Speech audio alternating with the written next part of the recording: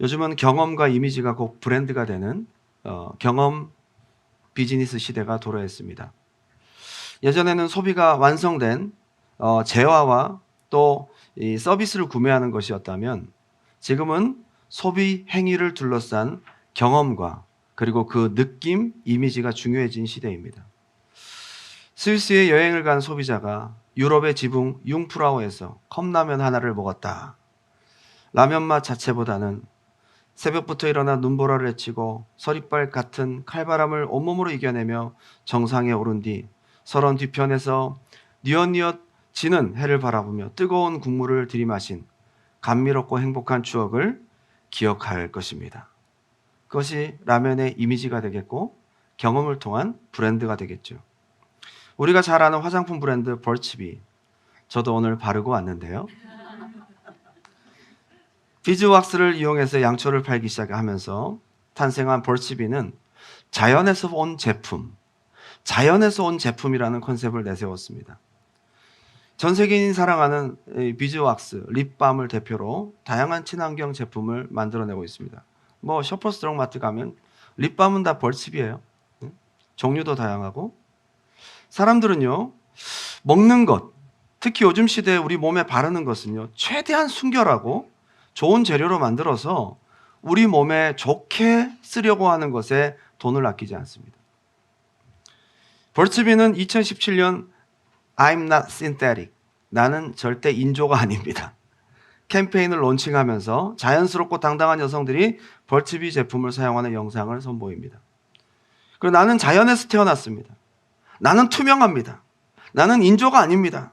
등의 테마로 제품을 설명해서 소비자들에게 벌츠비 제품은 역시 투명하고 자연스러워서 당당하다라는 고유한 경험과 이미지를 심어주었습니다. 저는 왜 벌츠비지? 벌집에서 아니면 턱 쏘는 그런 게 있으니까 뭔가 이 프로폴리스 같은 그런 데서 뭔가 얻었나? 근데 전혀 상관없는 이미지예요, 이건. 예, 이미지죠, 이거는. 예. 뿐만 아니라 우리가 잘 알고 있는 스타벅스라는 이 회사는요, 다양한 소셜 미디어 플랫폼을 통해서 고객과 소통하는 브랜드다라는 것에 대한 이미지를 굉장히 부각시킵니다. 그래서 스타벅스는 스타벅스에서 만나요 라는 캠페인을 얼마 전에 론칭했는데 전 세계 약 30개 도시에서 스타벅스에서 만나는 사람들의 모습을 포착한 영상을 공식 유튜브에 올렸습니다. 그리고 어떻게 우리가 만났는지를 그걸 또 사연을 또 보내고 하고 해서 선정이 되면 1년 동안 스타벅스 커피를 무료로 제공하기도 하는, 엄청나죠, 그죠?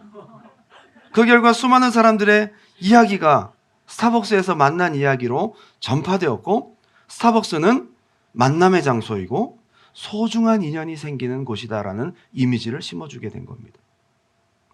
뿐만이 아닙니다. 숙박 공유 사이트, 여러분 잘 알고 계신 에어비앤비, 그죠? 좀 더 색다른 여행을 갈망하는 소비자들의 니즈를 파악한 겁니다. 그래서 그들이 얘기하는 이미지는 뭐냐?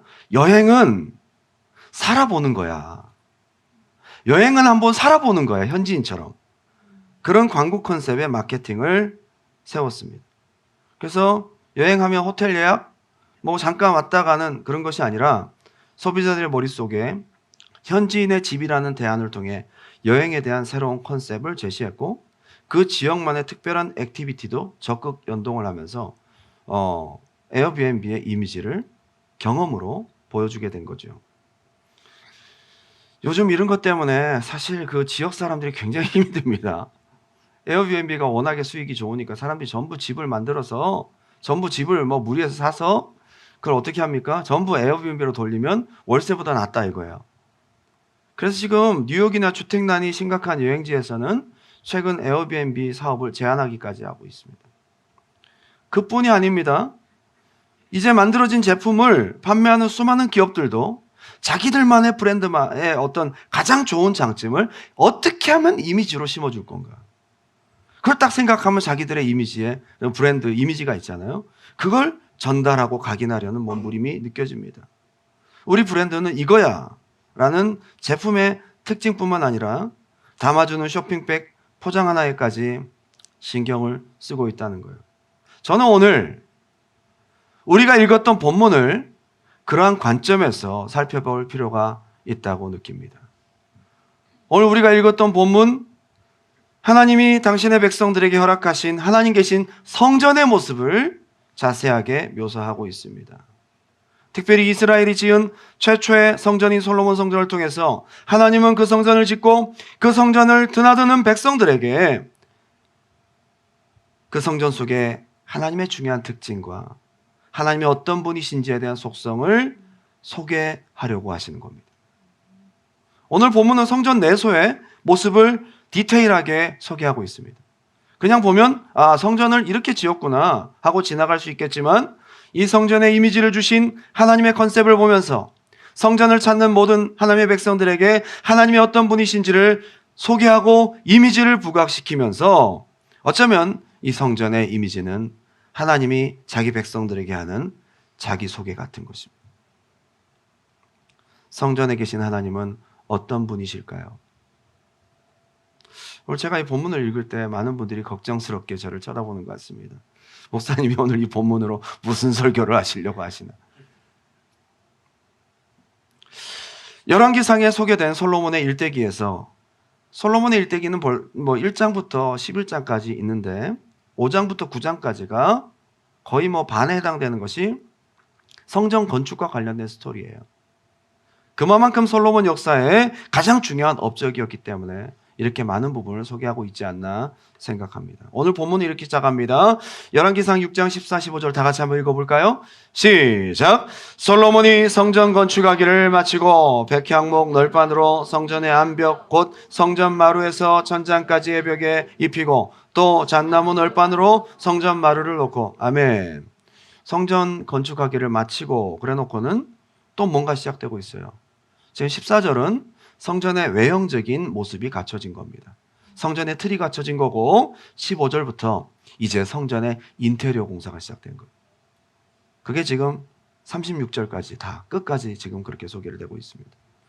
성전에 계신 하나님은 어떤 분으로 우리에게 소개되고 있습니까? 오늘 성전의 이미지를 통해 우리에게 주시고자 하는 하나님의 자기소개 함께 나누기 원합니다. 첫 번째는 한번 따라합시다. 하나님은 완전하신 하나님이다. 다시 한번 따라할까요? 하나님은 완전하신 하나님이시다. 오늘 여러분들이 만나러 오신 하나님은 완전하신 하나님이십니다. 열왕기상 6장 19절 제가 읽겠습니다. 여호와의 언약궤를 두기 위하여 성전 안에 내소를 마련하였는데 내소의 안은 길이가 20규빗, 너비가 20규빗, 높이가 20규빗이라 정금으로 입혔고 백향목 제단에도 입혔더라. 내소 이게 most holy place라고요. 안에 그 성전 안에 들어가 보면 성소가 있고 지성소가 있습니다. holy place가 있고 most holy place가 있습니다. 거기는 휘장으로 가로막혀져 있었고요. 그 안에 가장 하나님이 직접적으로 임재하시는 지성소, 이걸 내소라고 지금 이름하고 있는데 모양이 굉장히 독특합니다. 완벽한 큐브를 이루고 있어요. 넓이 20규빗, 길이 20규빗, 높이까지 20규빗입니다. 큐브죠. 레귤러 헥사히드론, 그죠? 정육면체를 갖고 있습니다. 그런데 열왕기상 6장 21절 솔로몬이 정금으로 외소 안에 입히고 내소 앞에 금사슬로 건너지르고 구분을 딱 시킨 거죠. 사슬은 장식이라는 의미보다는 경계선이라는 의미가 강합니다. 지성소와 성소는 구분되어 있고 하나님이 직접 임재하시는 지성소는 넓이, 길이, 높이가 정확하게 일치하는 완벽한 큐브의 형태를 갖고 있습니다. 이것은 하나님이 우리에게 어떤 하나님이라고 소개하냐면요, 완전하신 하나님이다. 한번 따라할까요? 다시. 완전하신 하나님. 당연한 이야기 같지만 완전하신 하나님을 만나는 여러분 속에 하나님이 이런 것도 아실까? 하나님 이것도 하실 수 있을까? 라는 내가 설명하기 힘든 불신앙이 자리 잡을 수 있습니다. 그런데 우리 하나님은 완전하신 하나님이십니다. 우리는 완전하지 않습니다. 그러나 하나님만이 완전하십니다. 나는 완전하지 않습니다. 그래서 완전하신 하나님을 만나러 왔고 그 하나님이 필요한 존재가 바로 우리입니다. 그분이 완전하셔야 우리를 완전히 구원하실 수 있고 그분의 언약도 완전합니다. 최초의 인류 아담과 하와가 어쩌면 완전하신 하나님 앞에서 구분된 그 선악과라는 것을 따먹고 스스로 완전하려고 했습니다. 우리 인간은 처음부터 완전한 존재가 아닙니다. 하나님만이 완전한 존재입니다. 근데 완전하려고 했던 그 시도가 죄가 되고, 이 죄의 결론은 우리가 완전할 수 없다라는 것을 발견하게 된 굉장히 중요한 계기였던 겁니다. 여러분, 우리는 완전하지 않지만 오늘 여러분이 만나고 예배하신 하나님은 완전하십니다. 그 하나님을 예배할 수 있어야 된다. 하나님이 첫 번째 우리에게 소개하는 자기소개는 너희는 완전하지 않지만 나는 완전한 하나님이야. 경배받기에 합당하시고 예배받기에 합당하시고 우리가 의지하기에 합당하신, 우리가 신뢰하기에 합당하신 완전하신 하나님이 오늘 저와 여러분이 예배하는 하나님이십니다. 세상 어디에도 완전한 곳은 없어요. 여러분, 어디 완전한 곳이 있어요? 완전한 사람이 어디 있어요? 여러분, 결혼 생활 하시면서 1년만 지나면 이 인간이 완전하지 않구나 라는 것을 확실히 경험하시게 될 겁니다. 여러분들이 나름대로 결혼할 때는 인생의 최고의 남자, 최고의 여자를 만나서 결혼했잖아요. 결혼해보니 어떻습니까? 이 발음도 안 되네요. 한 3년 지나면 포기하고 살잖아요. 완전하지 않거든요. 이 사람이 좋은가 해서 만나보면 이 사람도 벌써 이제 결혼할 때쯤 되면 인간은 완전하지 않다는 것을 알고, 그리고 그냥 알고 결혼합니다. 완전한 평안도 없어요. 여러분, 어디서 완전한 평안을 누립니까? 이 세상 어디에도 완전한 평안은 없습니다. 우리 스스로에게도 완전함을 기대할 수 없어요. 그 기대하면 안 돼요. 여러분을 너무 학대하지 마세요. 여러분, 우리는 스스로 완전할 수 없습니다. 누구만 완전하십니까? 하나님. 오직 하나님만이 완전하다. 이게 우리의 신앙입니다. 세상 어디에도 얻을 수 없는 완전하신 하나님을 만나는 유일한 곳이 하나님의 몸된 성전. 세상에서 그 어떤 것도 완전하지 않은데 이곳에서는, 그렇다고 교회가 완전하지 않습니다. 여러분, 교회도 완전하지 않아요. 교회를 너무 많이 기대하지 마세요. 교회는 다 죄 많은 인간들이 모이는 곳입니다. 목사부터 시작해서 벌써 완전해 보이지 않잖아요. 여러분 앞에 오늘 정말 찬양하신 우리 중창팀, 찬양팀 완전하지 않잖아요. 그 은혜스러워. 오늘 되게 은혜스러웠어요. 오히려 처음에 박자를 살짝 놓친 것이 오히려 우리는 완전하지 않다는 것을 보여준 거예요. 하나님이 완전하시는, 어쩌면 오늘 설교를 이렇게 잘 아시고 적용을 하셨어. 해서 박자에 들어가야 되는데 놓치고 했는데 이것이 우리가 완전하지 않고 오직 하나님만이 완전하다는 것을 보여준 너무 중요한 이그샘플이었다. 저도 설교하다가 발음이 자꾸 새거든요.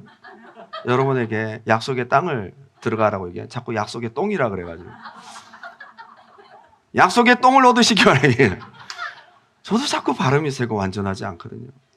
여러분, 뭐 서로 보면서 그러니까 아까 옆 사람 얼굴 보셨죠?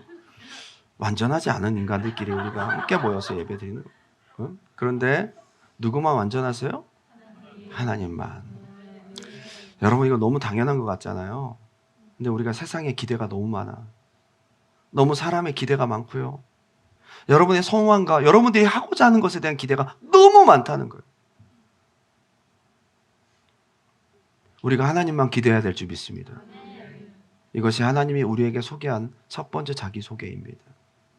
완전한 그분을 예배하는 것, 완전한 그분의 구원과 평안을 기대하는 곳, 완전한 그분의 약속을 받는 곳, 붙드는 곳, 완전한 그분을 만나고 모시고 완전한 그분이 주시는 완전한 구원을 경험하는 곳, 완전한 속죄를 경험하는 곳, 완전한 평안을 경험하는 곳, 완전하고 영원한 천국에 갈 소망을 확실하게 품고 기대하는 것이 바로 하나님의 성전에서 해야 될 일입니다. 두 번째는, 하나님의 두 번째 자기소개는 한번 따라합시다. 변하지 않으시고 존귀하신 하나님. 그게 오늘 우리가 읽었던, 빨리 지나갔던 그 본문 속에 나와 있습니다.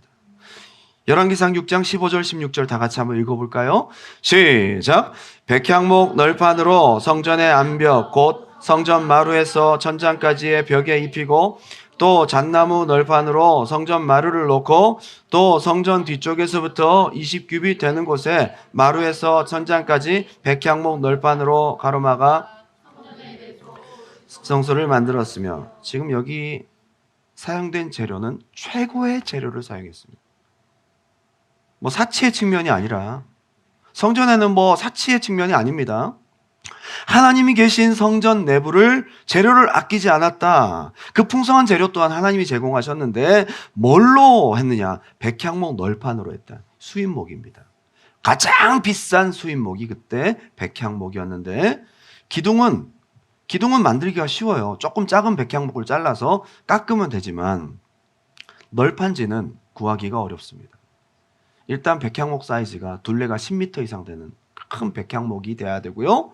그걸 자르기도 쉽지 않지만 그 당시 목재를 접합하는 기술이 부재한 것을 볼 때 넓은 면적의 널판은 직경이 적어도 2m 이상 되는 것을 그대로 킨 것을 사용했습니다. 이걸 옮겨오는 것도 쉽지 않습니다. 이 엄청난 비싼 널판을 성전 내부의 벽과 바닥에 다 깔았습니다. 하나님은 이렇게 해서 성전은 존귀한 곳이다 라고 얘기하고자 하는 것이 아니라, 하나님은 존귀하신 하나님이다 라는 것을 보여주시는 것입니다. 백향목은 구약 성경에 70번이나 등장하는 귀한 나무로서 사자를 동물의 왕으로 여겼듯이 백향목을 수목의 왕으로 인정했습니다. 해발 2000여 미터 눈 덮인 산에서도 푸르고 그리고 광대하게 자라는 아주 강한 생명력을 가지고 있습니다. 영광과 부귀를 상징합니다. 그리고 그것이 변하지 않는다라는 특징을 동시에 가지고 있는 것이 백향목입니다. 한번 따라합시다. 영화와 변치 않는 존귀함.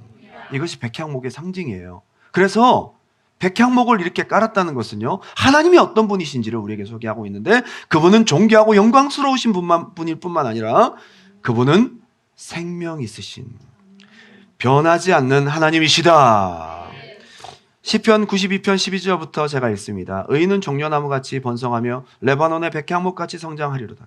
이는 여호와의 집에 심겼으며 우리 하나님의 뜰 안에서 번성하리로다. 그는 늙어도 여전히 결실하며 진액이 풍족하고 빛이 청청하다. 변하지 않는다. 생명이 변하지 않는다.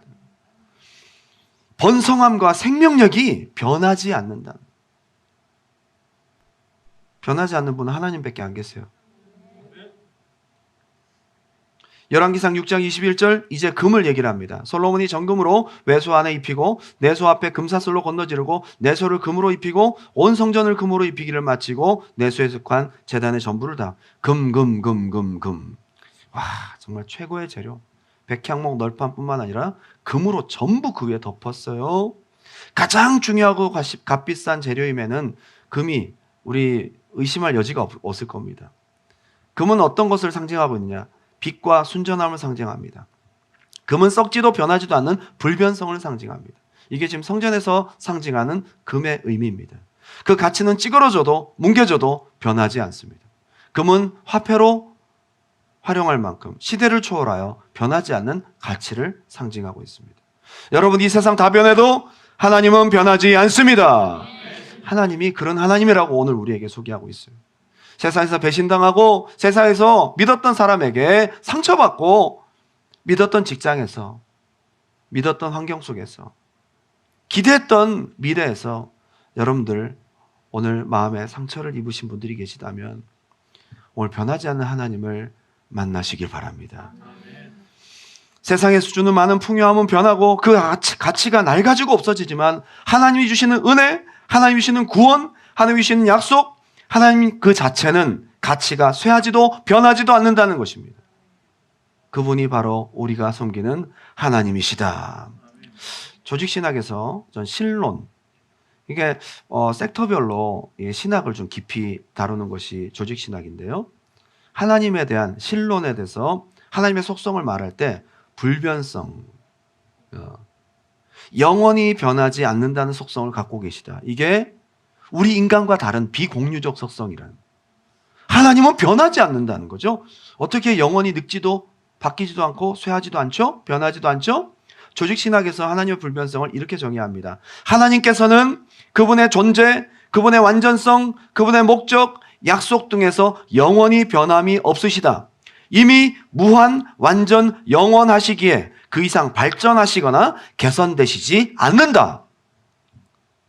발전되고 개선이 없어요. 요즘에 무슨 AI 기술 뭐 얘기를 하면서 딥 러닝, 그래서 막 배우고 그 발전하잖아요. 굉장히 똑똑한 컴퓨터로 배우는 속도가 빨라지고, 그죠?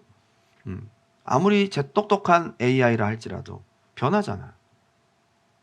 우리 하나님은 영원 전부터 영원 후까지 개선되거나 발전되거나 경험을 통해서 얻거나 그것이 아니라 원래부터 완전하신 하나님이 변하지 않으신다는 것입니다. 우리 물리적으로는 이해하기 힘든 개념이죠, 사실은. 하나님이 그렇다고 소개합니다. 성전을 통해 소개된 금은 하나님의 변하지 않는 영원한 존귀하심을 우리에게 설명하고 있습니다. 야고보서 1장 17절 온갖 좋은 은사와 온전한 선물이 다 위로부터 빛들의 아버지께로부터 내려오나니 그는 변함도 없으시고 회전하는 그림자도 없으시니라. 히브리서 13장 8절입니다.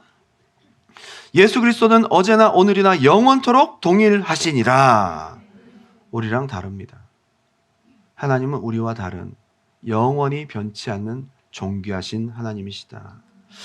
제가 이것이 얼마나 은혜가 되었냐면요, 처음에 주님을 만나고 난 다음에 저도 죄를 지었죠.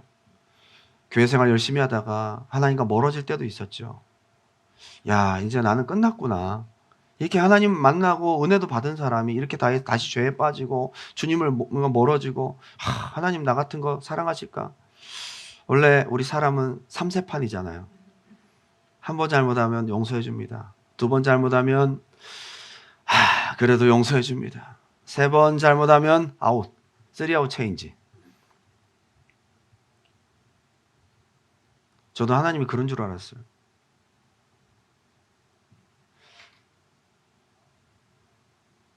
일곱 번까지는 그래도.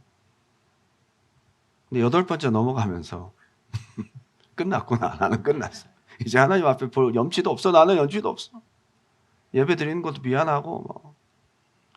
나 같은 인간이 어떻게 그러면서 혼자 막 자책하고.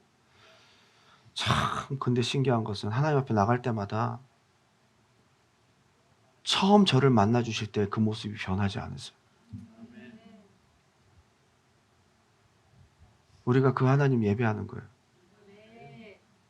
우리가 예배하는 하나님이 그 하나님이에요. 과거 어떤 실패를 했던, 어떠한 연약함이 여러분 속에 있든, 어떠한 반복적인 죄와 부족함이 있든, 하나님 가장 뜨겁게 만났던 그때를 기억해 보세요. 근데 그 하나님이 여러분 사랑하시는 게 변하지 않는데 이해가 안 돼요. 근데 성전에 계신 하나님이 그렇다고 하십니다. 하나님이 여러분을 향해 주시는 자기소개를 받아들이시기 바랍니다. 우리가 정한 게 아니에요. 하나님이 솔로몬에게 다윗 왕을 통해서 주신 설계도대로 다윗이 영감으로 받은 거예요. 그리고 역대상 28장을 보게 되면 다윗이 하나님의 손이 나타나서 이 성전을 그려주셨대요. 그러니까 하나님께서 이 성전을 설계하신 거예요. 이 하나님께서 설계해 주신 이 이미지 안에 우리에게 소개하고 싶은 하나님의 자기소개가 담겨 있는 것입니다. 하나님은 변치 않는 하나님이시다. 창세기 21장 33절 제가 읽겠습니다. 아브라함은 브엘세바에 에셀나무를 심고 거기서 영원하신 여호와의 이름을 불렀으며 그가 블렛 사람의 땅에서 여러 날을 지냈더라. 변하지 않는 영원하신 하나님을 아브라함은 찬양하고 노래하고 영광 돌리고 기도했습니다. 언제부터? 이삭을 출생하고 난 다음부터. 25년 훈련받고 죽은 몸과 같은 자기에게서 하나님께서 언약을 성취하셨어요. 변하지 않으셨어요. 처음 주신 약속 그대로를 이루셨어요. 아브라함은 이제 하나님에 대한 이미지가 달라졌어요. 하나님은 영원히 변하지 않는 분이시구나. 그래서 영원생하신 하나님, 영원히 변함없이 하나님의 이름을 부르며 기도를 쌓고 쌓아서 결국 하나님의 때가 되어 이삭을 번제로 바치라고 할 때 그 믿음으로 하나님께 나아갔던 것입니다. 세 번째 한번 따라할까요? 능력과 생명의 하나님. 자, 열왕기상 6장 29절 다 같이 한번 읽어볼까요? 시작! 내 외소 사방 벽에는 모두 그룹들과 종려와 핀꽃 형상을 아로새. 지금 벽에 뭘 새겼냐면 문양이, 이거 하나님이 설계도로 주신 거잖아요. 근데 성전에 드나드는 백성들에게 소개하고자 하는 세 번째 자기소개는 뭐냐 하면 사방벽에 모두 천사, 그룹들, 그리고 종려나무, 팜추리가 꽃을 핀 형상을 아로새겼다는 겁니다.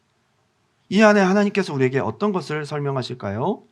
천사들은 위치와 역할에 대해 굉장히 다르게 표현되고 있는데 성경에는 크게 두 가지로 스랍은 세라핌, angels, 그냥 보통 천사들을 스랍이라고 하는 거예요.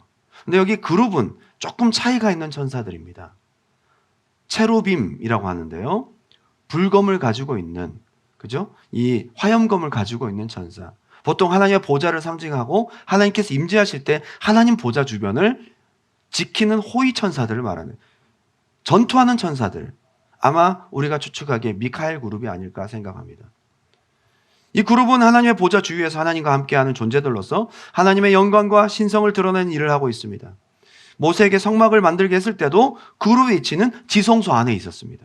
그리고 그룹의 위치가 지성소와 성소를 구분하는 휘장의 문양으로 새겨 넣었습니다. 이건 너무 중요한 상징적인 의미가 있는 것이죠. 바로 하나님의 능력을 상징합니다.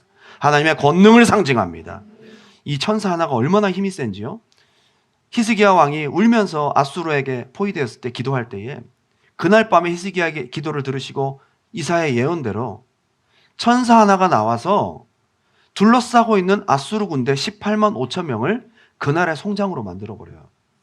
천사 하나의 힘이 이렇게 셉니다. 하나님의 권능과 능력을 상징하는 것입니다. 그리고 특별히 내소, 지성소에는 큰 날개를 가진 천사 둘이 언약궤를 덮도록 그렇게 표현하고 있습니다. 한마디로 하나님의 능력, 하나님의 권능을 상징합니다.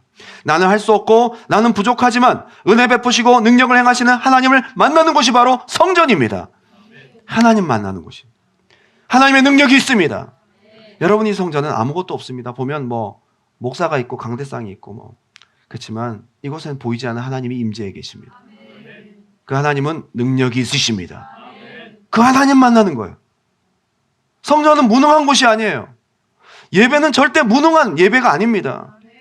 문제가 해결되는 곳입니다. 불치의 병이 치료받는 곳입니다. 하나님의 능력이 임하는 곳입니다. 이걸 성전 안에 하나님이 자기소개로 하고 있는 거예요. 이 성전에서 우리는 치유와 권능을 경험하고 하나님이 주시는 해결과 돌파를 경험합니다. 여러분의 기도가 응답되고 놀라운 하나님의 역사가 있는 곳입니다. 하나님은 멀리 계신 관념이 아닙니다. 이미지가 아닙니다. 성전의 실제적 권능으로 임하시는 하나님이시다. 이분이 바로 하나님입니다. 에스겔이 그발 강가에서 포로로 끌려가서 힘든 작업을 하고 있을 때 하나님께서 에스겔의 환상을 열어주셨습니다. 그발 강가에서 본 환상은 하나님의 보좌가 내려와 있습니다. 그런데 주변에 천사들이 쫙 둘러서서 너무도 화려하고 멋있고 능력 있는 모습으로 운행해 가시는 모습을 에스겔은 보았습니다. 비록 우리 민족이 포로가 되고 비록 환경은 너무 힘들고 우리는 노예가 되었지만 하나님의 권능은 변하지 않는구나. 하나님의 능력은 절대 바뀌지 않는구나. 그것을 보여준 것입니다. 오늘 여러분의 영안이 열려서 여러 영적인 눈이 열려서 하나님이 능력과 권능으로 이 자리에 계신 것을 영감으로 느끼고 눈으로 볼 수 있는 여러분 되시길 주님 여러분으로 축원합니다. 열왕기상 6장 32절 감람나무로 만든 두 문짝에 그룹과 종려와 핀꽃을 아로새기고 금으로 입히되 곧 그룹들과 종려에 금으로 입혔더라. 35절에 그 문짝에 그룹들과 종려와 핀꽃을 아로새겼다. 특별히 이 하나님의 능력 천사들을 얘기를 했다면 이번에는 같이 있는 것이 뭐냐? 팜추리, 종려나무의 생명과 번영을 상징하는 그런 꽃이 핀 사건을 보여줍니다. 여러분, 사막에서도 푸르고 큰 잎을 뽐내며 많은 열매를 생산하는 팜추리, 보통 이 종려나무가 있는 곳은 오아시스입니다. 종려나무가 있는 곳은 생명이 있습니다. 거기 물이 있습니다. 생명 있는 곳에는 어김없이 종려나무가 있었습니다. 하나님은 생명의 절정으로 성전에 계십니다. 하나님은 능력으로 성전에 계십니다. 그래서 여러분, 하나님을 만나러 오신 여러분들은 눈에 보이지 않고 손에 잡히지 않지만 하나님께서 우리에게 이렇게 소개하기 원하세요. 나는 성전에 능력으로 함께 있다. 나는 성전에 생명으로 함께 있다.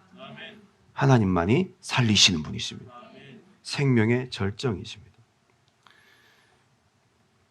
성전은 능력과 더불어 생명이 풍성한 하나님이 계신 곳, 사막, 광야 같은 세상을 살다가 목이 마르고 지친 우리의 심령이 하나님의 생명, 하나님의 풍성함을 다시 경험하고 힘을 얻고 하나님의 능력으로 다시 한번 무장하여 나가는 곳이 바로 하나님의 몸된 성전입니다.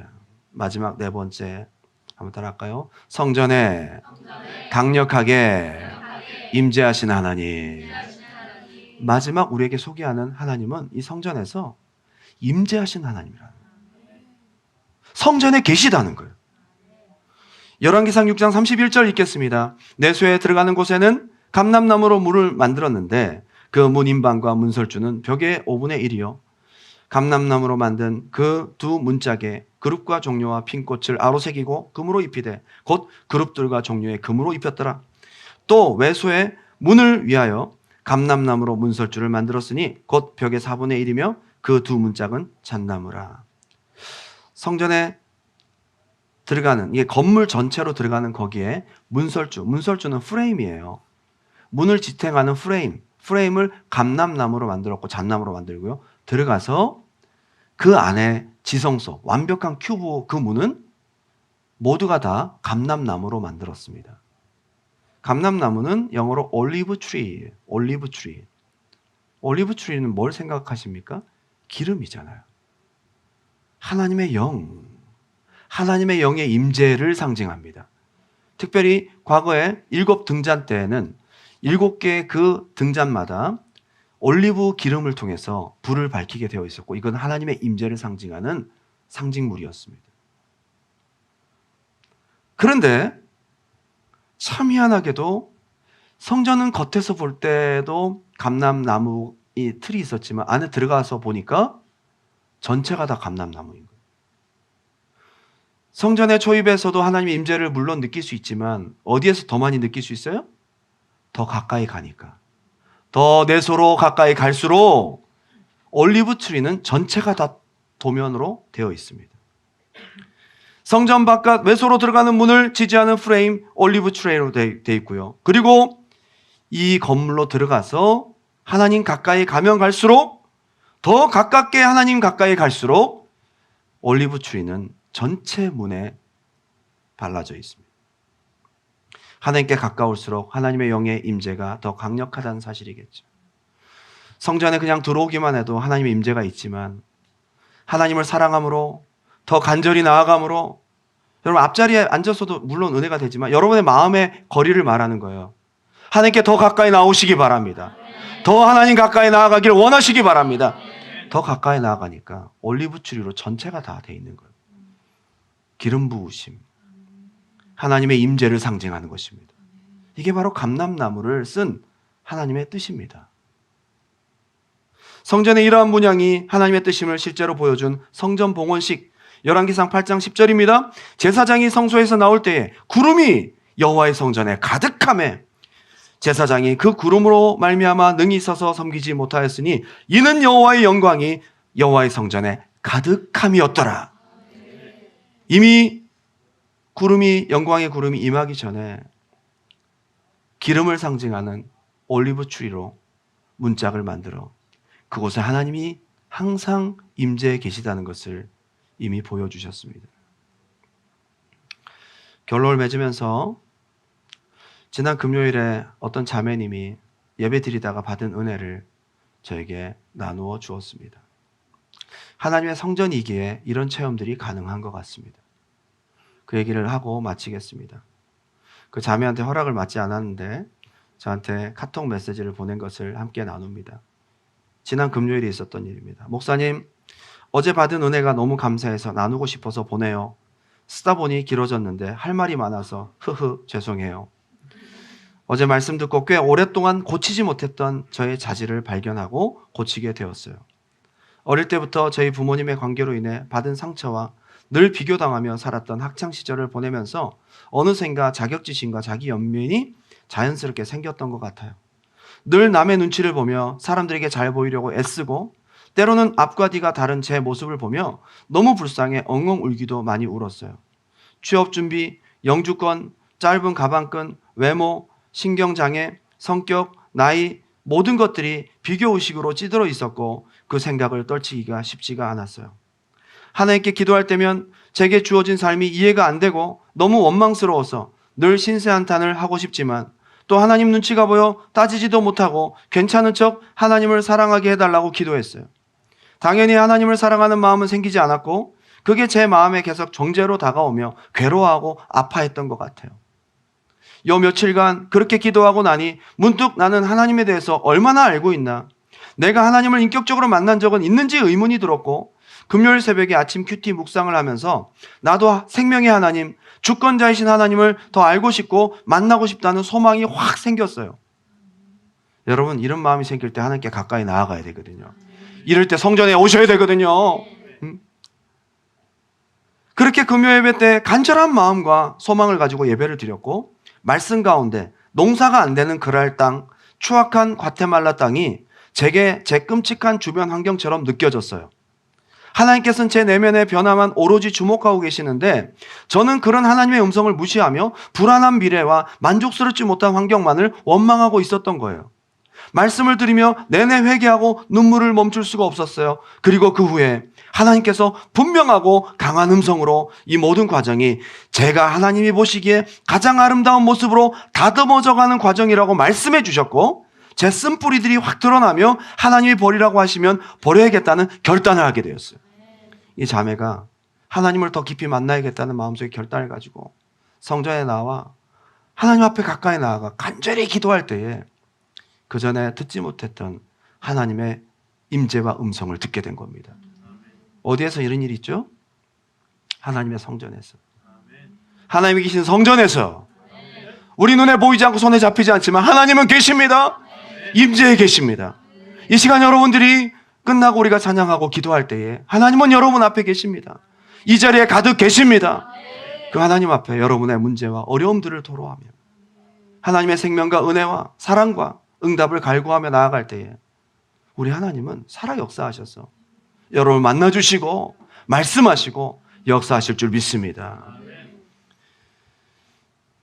그때 제 마음에 하나님의 사랑이 울컥 느껴지면서 그 하나님의 사랑에 보답하고 싶은 1000번째의 마음이 굴뚝같이 커졌어요. 물론 지금 당장은 눈에 보이는 변화가 없지만 저는 분명히 제 쓴뿌리가 뽑히고 내면의 변화됨을 느꼈고 이로 인해 하나님께서 주실 축복들을 미리 감사하며 기대하게 되었어요. 성전에서 만난 하나님의 임재를 경험한 자매의 고백입니다. 그 하나님은 동일하게 예배하는 여러분 앞에 계시며 여러분이 그분을 찾고 부를 때에 응답하시고 임재하셔서 여러분을 만나 주실 것입니다.